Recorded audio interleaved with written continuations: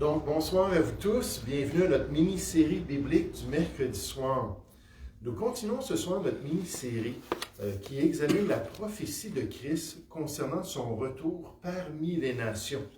La prophétie que Jésus a enseignée à ses disciples concernant les caractéristiques de son retour glorieux dans ce monde, concernant les signes avant-coureurs de sa venue glorieuse ici-bas pour régner sur l'être humain. Un règne qui, malheureusement, est nié par bien des chrétiens évangéliques de nos jours. Puis comme c'est triste de voir cette négation d'un aspect prophétique qui est majeur dans la parole de Dieu. Il y a des centaines de versets à travers les deux testaments qui nous décrivent ce règne de Christ sur la terre. Et ces gens-là font juste spiritualiser ou allégoriser ces prophéties très claires concernant ce que Jésus allait faire un jour. Mais ce qui me console, puis ce qui m'encourage à enseigner ce sujet biblique-là, est le fait que Jésus le croyait et qu'il l'a enseigné lui-même à ses disciples. Il a enseigné qu'un jour, Matthieu 25, 31 et 32, le Fils de l'homme allait venir dans sa gloire avec tous les anges, qu'il allait s'asseoir sur le trône de sa gloire ici-bas dans ce monde et que toutes les nations allaient être assemblées devant lui. Alors qu'il allait régner à Jérusalem aux yeux de toutes les nations pendant une période de 1000 ans. Et moi, je dis Amen à cela. Comme dans la prière modèle, je dis que ton règne vienne sur la terre. Matthieu chapitre 6 au verset 10. Mais entre-temps, Jésus a annoncé d'avance à ses disciples les signes avant-coureurs de sa venue glorieuse dans ce monde. On a déjà débuté notre série avec la séduction spirituelle comme le premier signe présenté par Christ à ses disciples concernant les derniers temps. La séduction spirituelle, la tromperie religieuse, le mensonge parmi les nations concernant l'être humain et sa nature, concernant le salut qu'il a besoin, concernant qui est vraiment le Messie de l'être humain, et comment il peut se préparer pour l'éternité. Et toutes sortes de vérités qui sont faussées dans le monde qui nous entoure pour détourner les gens de la vérité. Et Jésus dit, avant mon retour dans ce monde, il y aura une grande séduction spirituelle. Ensuite, Jésus a mentionné à ses disciples le fait qu'il y aurait des guerres et des bruits de guerre dans ce monde. Des guerres et des bruits de guerre dans ce monde jusqu'à la venue du vrai prince de la paix parmi les hommes. Même le malin ne pourra pas gérer le comportement des êtres humains pendant son règne sur la terre. Dieu, dans sa souveraineté, va permettre des conflits militaires entre les hommes pour démontrer jusqu'à quel point l'homme a besoin de Dieu. Même pendant le règne du faux Christ dans ce monde. Cherchez avec moi le livre de l'Apocalypse au chapitre 6. Je vais juste revenir un peu sur ce sujet-là.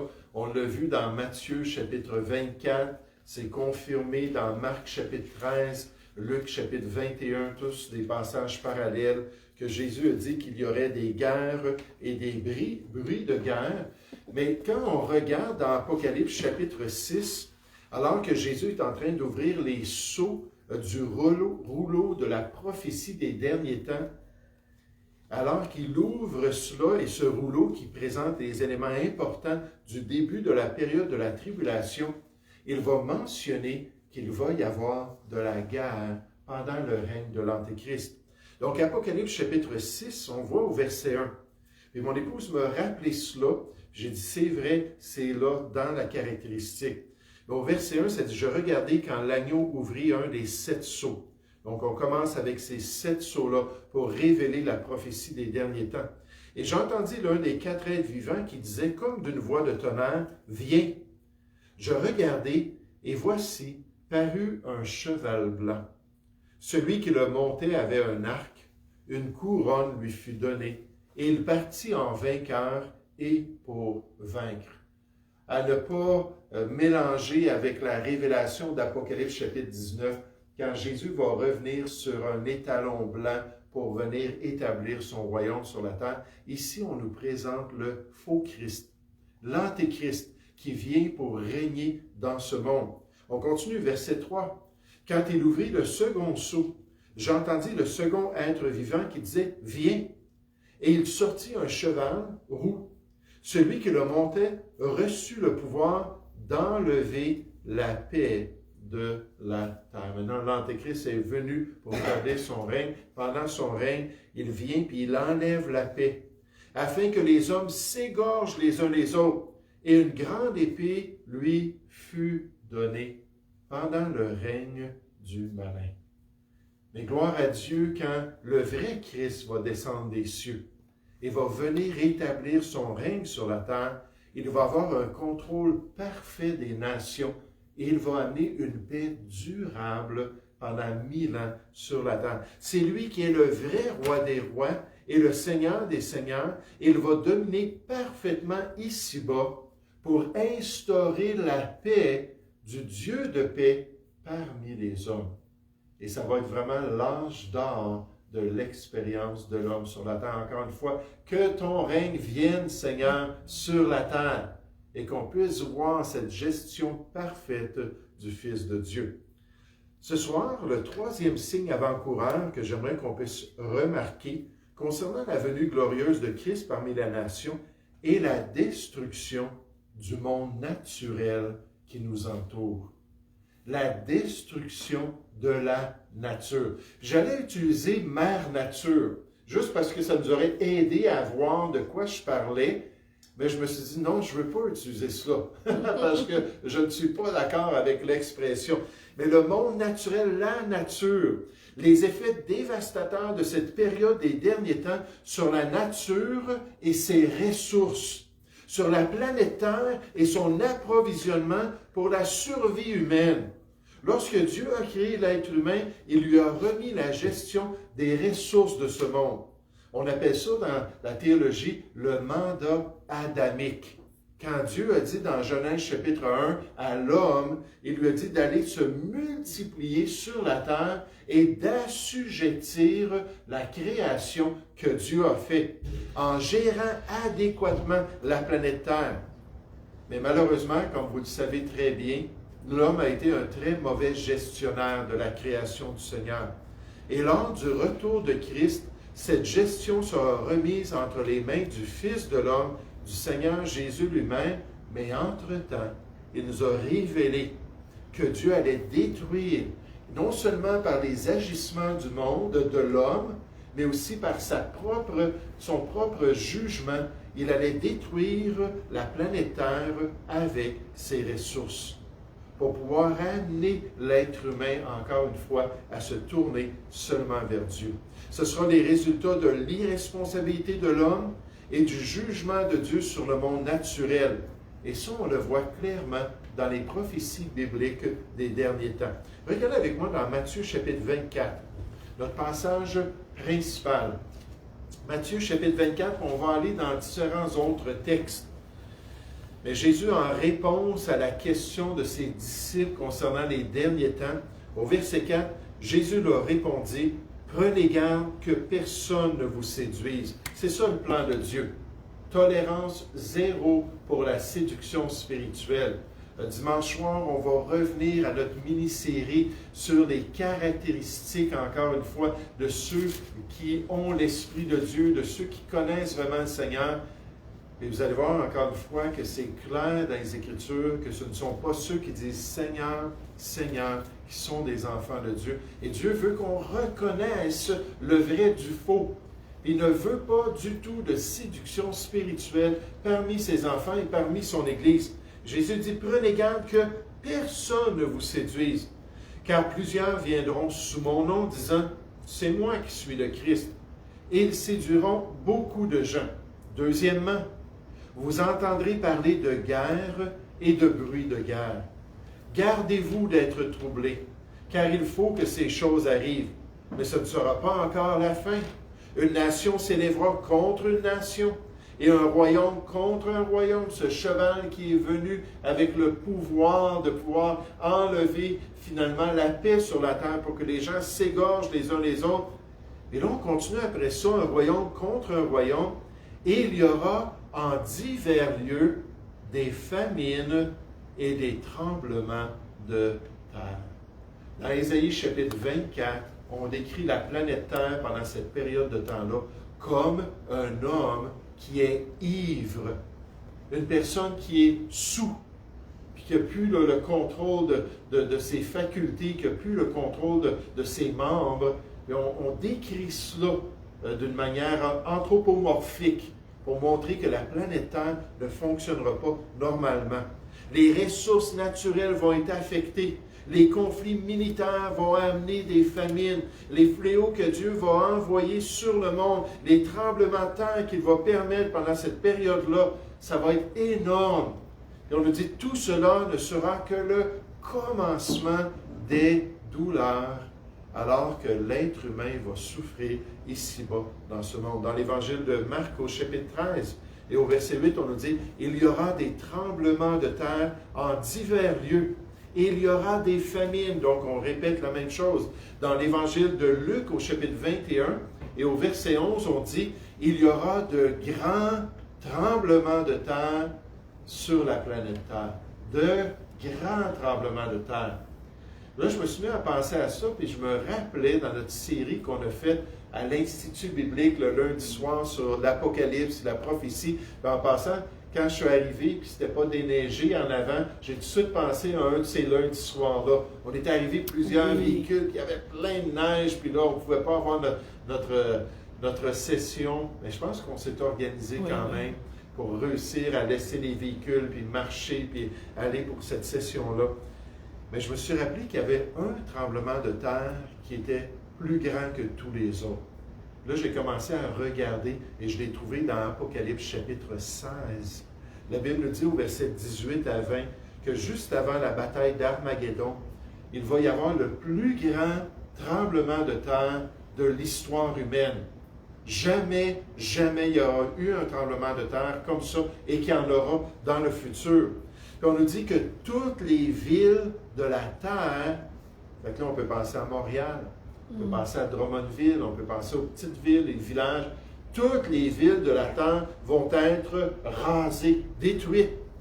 On nous dit que les îles et les montagnes vont disparaître de la surface du monde. Puis là, ici, on nous dit, dans cette période-là, Jésus révèle, il y aura des grands tremblements de terre, donc ce ne sera pas juste celui-là, pendant cette période-là. Et ça va être énorme, les cataclysmes, ça va être énorme, les douleurs de l'être humain sur la terre. Et dans Luc 21, on continue, et on nous dit en divers lieux, des pestes et des famines. Il y aura des phénomènes terribles, ça nous dit, et des grands signes dans le ciel, alors que la nature va être martelée avant l'avènement de celui qui va venir renouveler toutes choses. Alors, la planète va être abîmée, presque toute détruite. Là, Jésus va venir, puis il va renouveler toutes choses. Actes chapitre 3, verset 21. Puis là, la nature va redevenir comme à l'époque du Jardin d'Éden. Pour amener ce règne de paix-là, merveilleux, pendant 1000 ans sur la terre. Regardez dans Matthieu 24.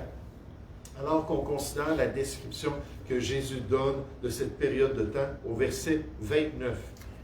Matthieu 24 au verset 29, puis on pense à la nature, on pense à la création, on pense à l'univers. Aussitôt après ces jours de détresse, le soleil s'obscurcira alors qu'on arrive à l'apogée, si on pourrait dire, juste avant que Jésus paraisse. La lune ne donnera plus sa lumière. Les étoiles tomberont du ciel. Ça, c'est un phénomène inimaginable. Et les puissances des cieux seront ébranlées. Alors, le signe du Fils de l'homme paraîtra dans le ciel pour être une délivrance pour ceux qui le connaissent. Et malheureusement, on l'a déjà vu dans Apocalypse chapitre 9, pour être une terreur, au chapitre 6, une terreur pour les nations du monde qui ne le connaissent pas. Toutes les tribus de la terre se lamenteront. Et elles verront le Fils de l'homme venant sur les nuées avec puissance et une grande gloire. Et on rajoute dans 2 Thessaloniciens chapitre 1 au verset 8, dans une flamme de feu. Jésus va paraître avec les anges de sa puissance, il va paraître avec une grande gloire, et lui-même, il va être entouré d'une flamme de feu, alors qu'il va descendre sur la terre. Revenez avec moi dans le livre de l'Apocalypse. Et là, on va se concentrer surtout sur ce livre. J'aimerais juste vous montrer quelques exemples des fléaux que la nature va expérimenter dans les derniers temps. Vous savez, en tant que chrétien, il y a beaucoup de croyants, ou je devrais dire beaucoup, je ne peux pas dire beaucoup, mais il y a des croyants qui sont très, très attachés à la nature. Moi, je comprends ça, là, c'est l'œuvre de Dieu, puis c'est agréable de voir la création, puis on peut vraiment là, être touché par la beauté de l'œuvre de Dieu, puis ainsi de suite. Mais il y en a qui s'embarquent dans le mouvement là, environnementaliste, et malheureusement qui deviennent militants, et avec ce mouvement-là qui est extrême, peuvent commencer à prendre des positions qui sont déshonorantes pour Dieu. Et moi, je pense qu'il faut un équilibre. Oui, on doit aimer la création de Dieu et faire tout ce qu'on peut, personnellement, pour entretenir la création de Dieu. Mais en même temps, on doit réaliser que cette création-là va passer un jour. Dans Hébreux chapitre 1, je pense que c'est le verset 10, ça dit que Dieu va prendre les cieux et la terre, il va les rouler comme un vêtement, c'est une prophétie de l'Ancien Testament, comme un vêtement usé, il va les enlever pour créer des nouveaux cieux et une nouvelle terre où la justice va habiter. 2 Pierre chapitre 3 nous dit cela, que la justice va habiter sur cette création-là. Mais en tant que chrétien, il faut un équilibre. Il faut réaliser qu'il y a des gens qui sont extrêmes derrière ces mouvements-là et qui disent des choses qui sont fausses. Et il ne faut pas partir dans des tangentes qui vont abîmer notre témoignage et surtout qui vont déplaire à Dieu. Ça prend de l'équilibre. Mais regardez dans l'Apocalypse chapitre 6 au verset 3. Quand il ouvrit le second sceau, j'ai entendu le second être vivant qui disait « Viens ».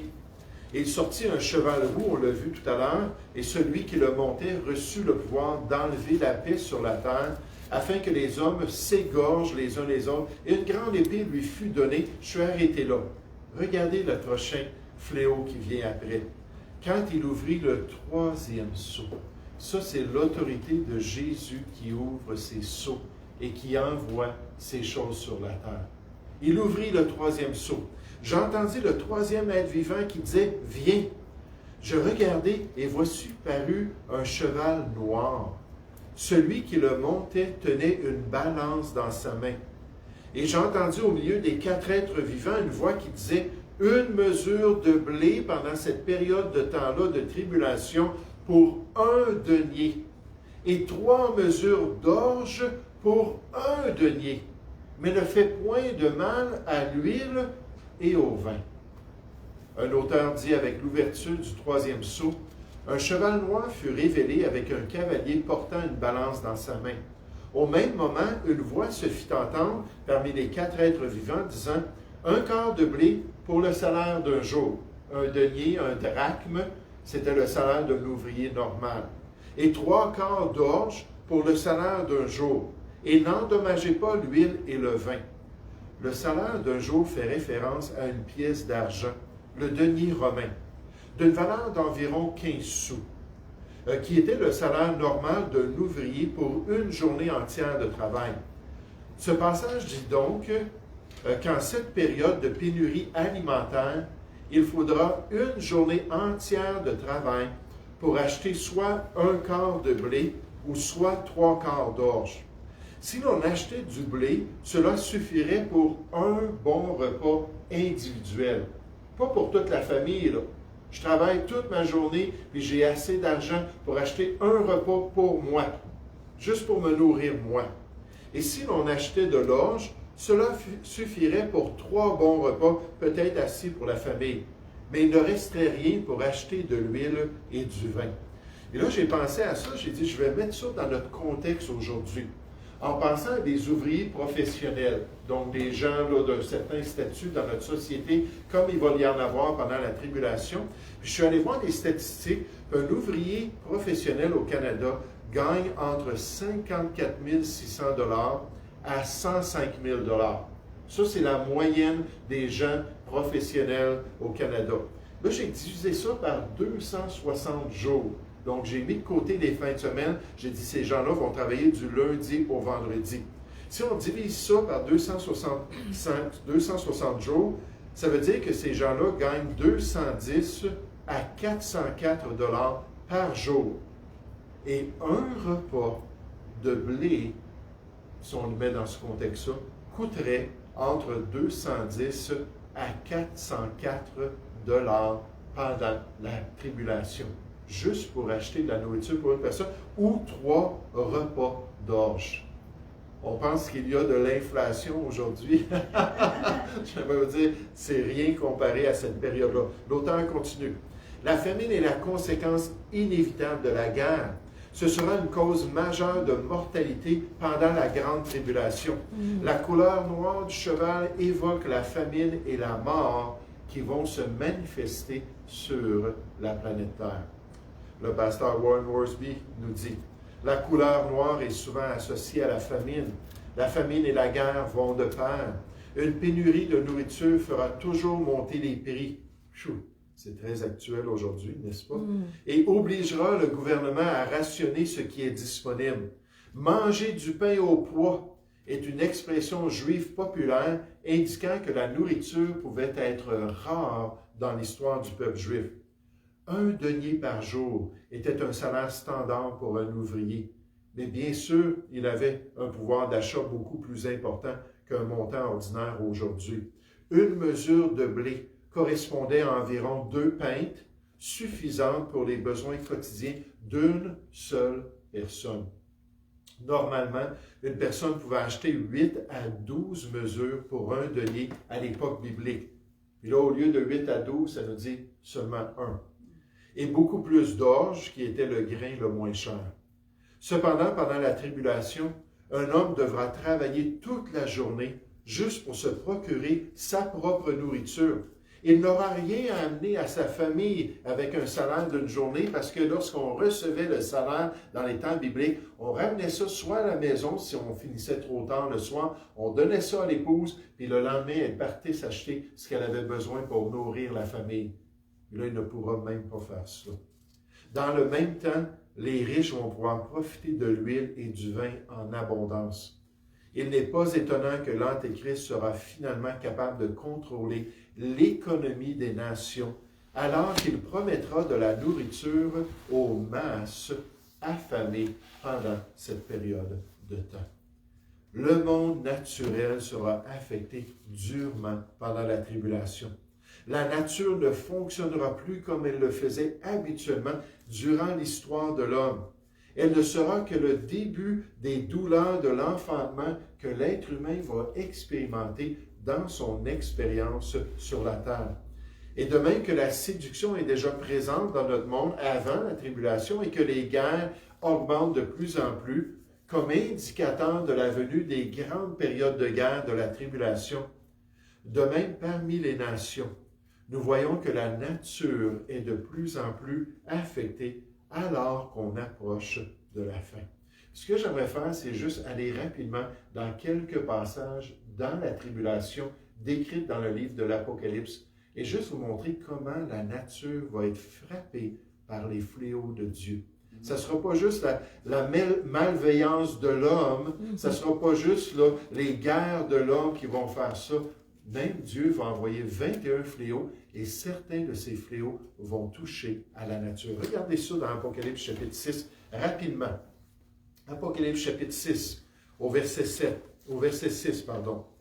Quand il ouvrit le 4e sceau, j'entendis la voix du 4e être vivant qui disait « Viens ». Je regardai et voici parut un cheval d'une couleur pâle. Celui qui le montait se nommait la mort et le séjour des morts l'accompagnait. Le pouvoir leur fut donné sur le corps de la terre pour faire périr les hommes par l'épée. Ça vient de Dieu. C'est un fléau que Dieu envoie. Faire périr les hommes par l'épée, par la famine, par la mortalité, puis le mot peut vouloir dire par les plaies et les pestilences. C'est un mot qui était assez générique pour dire cela. Et par les bêtes sauvages de la terre. Dans les prophètes de l'Ancien Testament, quand Dieu punissait son peuple à cause de son idolâtrie, à cause de son endurcissement, souvent il permettait aux bêtes de devenir plus agressives. Puis les prophètes disaient, les lions vont vous attaquer, puis tel et tel animal va venir, vous allez penser arriver chez vous, tout va être correct, vous allez vous accoter sur le mur, puis là, une vipère va venir, puis il va vous mordre. Mais on nous dit que pendant la tribulation, ça ne sera pas juste en Israël, ça va être universel. Les bêtes sauvages vont attaquer les êtres humains. Apocalypse chapitre 8, au verset 7. 7 à 14, un autre exemple. Le premier sonna de la trompette, et lieu de la grêle et du feu mêlé de sang, qui furent jetés sur la terre. Et le tiers de la terre fut brûlé. Le tiers des arbres fut brûlé. Puis on sait comment les arbres, c'est important pour l'écosystème, pour le fonctionnement. Et toute herbe verte fut brûlée. Wow! Quel cataclysme que Dieu envoie sur la terre. Verset 8, le second ange sonna de la trompette, et quelque chose comme une grande montagne embrasée par le feu fut jetée dans la mer. Et le tiers de la mer devint du sang. C'était rouge comme du sang. Et le tiers des créatures qui étaient dans la mer et qui avaient vie mourut. Et le tiers des navires périt. Donc Dieu va frapper le monde aquatique. Verset 10, le troisième ange sonna de la trompette, et il tomba du ciel une grande étoile ardente comme un flambeau, et elle tomba sur le tiers des fleuves et sur les sources des eaux, donc l'eau potable. Le nom de cette étoile était Absinthe, et le tiers des eaux fut changé en absinthe, et beaucoup d'hommes mourirent par les eaux, parce qu'ils étaient devenus amers. Verset 12. Le quatrième ange sonna de la trompette, et le tiers du soleil fut frappé, et le tiers de la lune, le tiers des étoiles, afin que le tiers en fût obscurci, et que le jour perdit un tiers de sa clarté, et la nuit de même. Là, je pensais au Seigneur Jésus quand il s'est fait arrêter. Puis il a dit à ceux qui l'ont arrêté, il dit, j'étais au milieu de vous, puis j'enseignais dans le temple, puis vous ne m'avez pas saisi. Mais là, vous me saisissez. Pourquoi? Parce que c'est le temps pour la puissance des ténèbres. Puis quand Jésus a été livré, puis il a été crucifié, qu'est-ce qui est arrivé à la nature pendant qu'il était sur la croix? Tout a été obscurci. C'était le temps des ténèbres. Puis pendant la tribulation, puis la grande tribulation, ça va être ténébreux au niveau moralement, spirituellement, puis dans la nature aussi. Tout va être maussade, tout va être vraiment là, décourageant à cause que ça va être noir sur la planète Terre. Puis regardez un autre élément qui va venir terroriser les hommes. Apocalypse chapitre 9. Puis je vous raconte une petite anecdote dans un instant au sujet de ce passage au verset 2. Apocalypse chapitre 9 au verset 2. « Et il monta du puits une fumée, comme la fumée d'une grande fournaise, et le soleil et l'air furent obscurcis par la fumée du puits. De la fumée sortirent des sauterelles qui se répandirent sur la terre, et il leur fut donné un pouvoir comme le pouvoir qu'ont les scorpions sur la terre. Il leur fut dit de ne point faire de mal à l'herbe de la terre, ni à aucune verdure, ni à aucun arbre, ce qui restait, parce que la plupart ont déjà été frappés par Dieu, mais seulement aux hommes qui n'avaient pas le sceau de Dieu sur leur front, l'identification de Christ, donc les croyants pendant la tribulation. Il leur fut donné non de les tuer, mais de les tourmenter pendant 5 mois.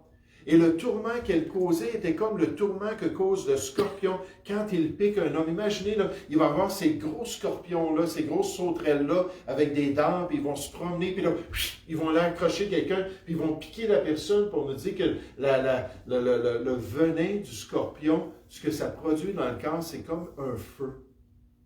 Puis la personne sent que l'intérieur de sa peau est en feu. C'est une réaction chimique, tout simplement. Là, ces gens-là vont se faire piquer, ceux qui ont reçu la marque, tout ça, de la bête, puis ils vont souffrir pendant 5 mois de temps par ce jugement-là. Puis on nous dit, en ces jours-là, les hommes chercheront la mort et ne la trouveront pas.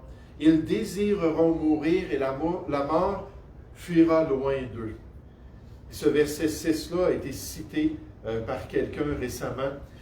Hier, j'ai reçu quelqu'un m'a envoyé une publication du Time Magazine, donc une grosse revue aux États-Unis, qui dit que les scientifiques affirment que d'ici 2045, l'être humain va devenir éternel, qu'il va pouvoir vivre dans son corps éternellement.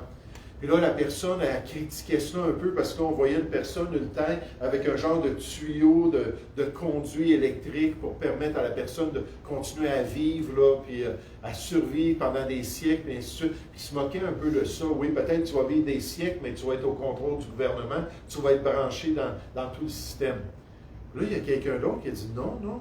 Il dit la Bible nous dit que ça va arriver, ça, dans l'avenir, que l'être va vivre éternellement. Puis là, il a mis ce verset-là. En ces jours-là, les hommes chercheront la mort et ne la trouveront pas. Ils désireront mourir et la mort fuira loin d'eux. Puis quand j'ai vu une référence biblique, j'étais curieux, puis je vois ça. Là, j'ai juste marqué un texte hors contexte est un prétexte. Point. J'ai rien marqué d'autre. Donc là, la personne, elle a réagi. Elle dit, cet homme-là, regardez ce qu'il dit là, puis qui met en doute là, ce que j'ai dit, puis ainsi de suite. Puis elle dit, oui, il dit, si on regarde dans les versets précédents, ça nous parle de dards, en parlant des sauterelles avec des dards. Il dit, ces dards-là, c'est des vaccins qui vont être donnés à l'homme pour lui permettre de vivre pour toujours.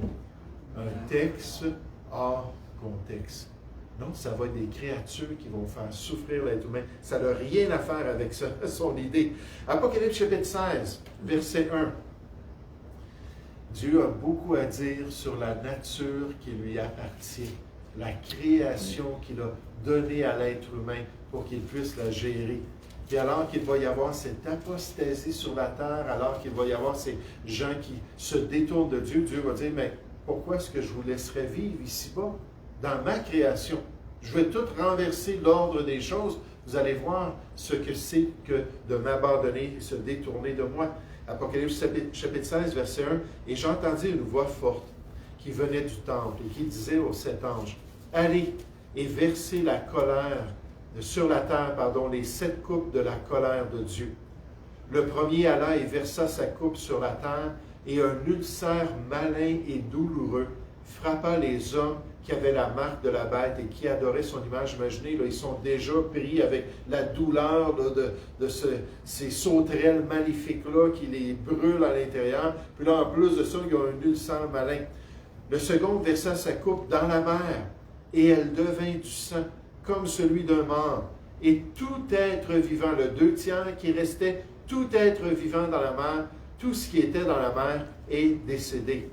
Le troisième versa sa coupe dans les fleuves et dans les sources d'eau, et ils devinrent du sang, le restant de l'approvisionnement de l'homme en source potable. Et j'entendis l'ange des eaux qui disait, tu es juste, toi qui étais, tu es saint, parce que tu as exercé ce jugement. Car ils ont versé le sang des saints et des prophètes, et tu leur as donné du sang à boire, et ils en sont dignes.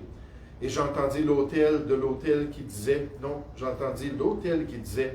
oui, Seigneur Dieu Tout-Puissant, tes jugements sont véritables et justes. Le quatrième versa sa coupe sur le soleil.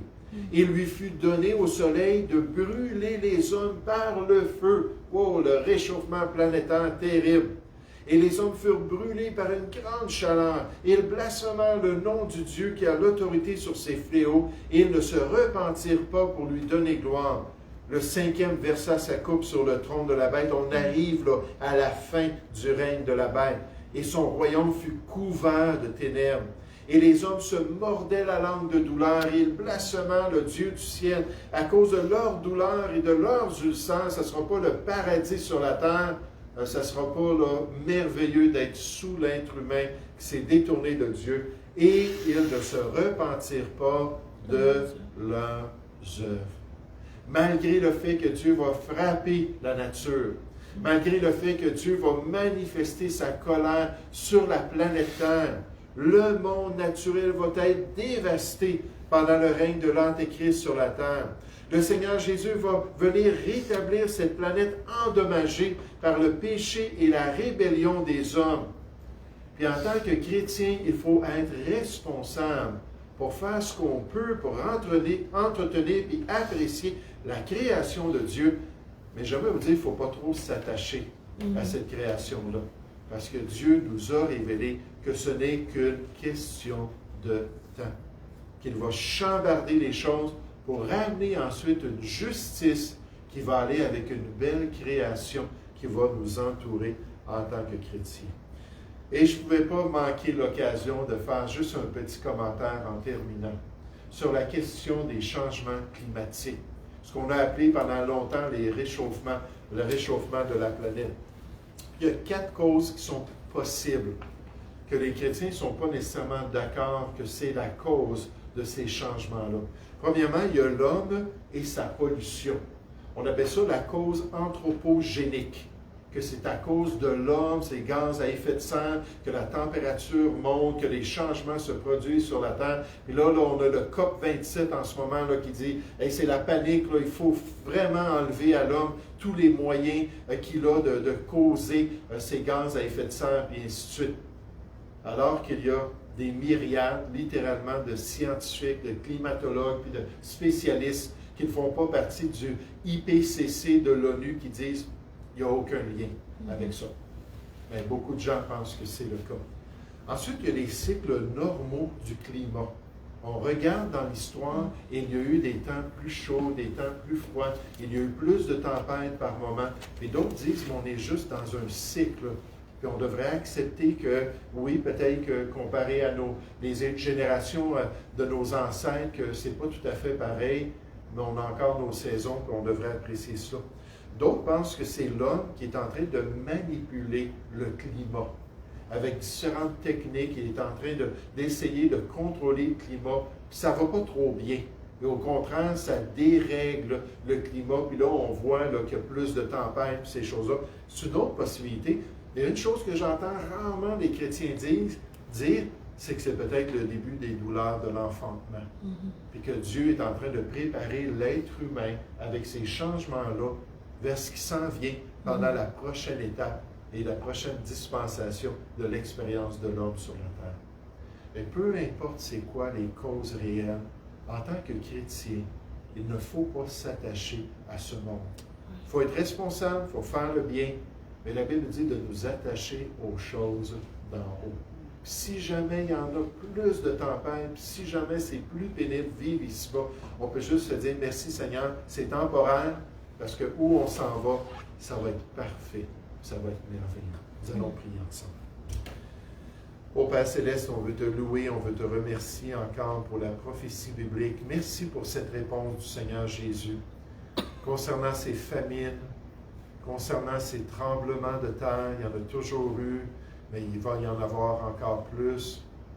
Concernant, Père, les puissances des cieux qui vont être ébranlées, plus que l'être humain va être rebelle, plus qu'il va se livrer à l'apostasie et qui va suivre cet impie-là vers sa damnation.